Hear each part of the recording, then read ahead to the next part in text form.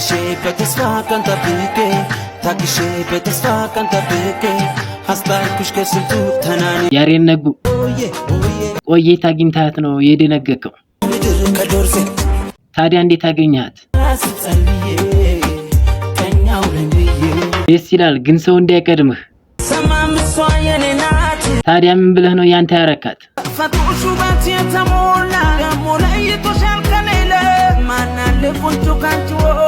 ደሞ እኮ እሷ ባንተ ፍቅር ተይዛ የለችም።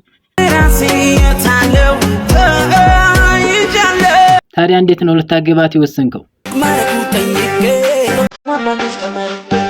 ሰርጋችሁን የት ልታረጉ ነው?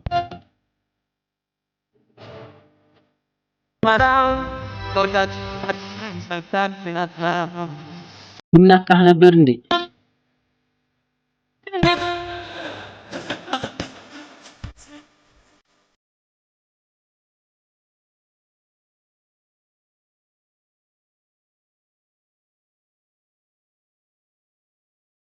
ቆይ የምትለን ነገር ካለ እስኪ እንስማ።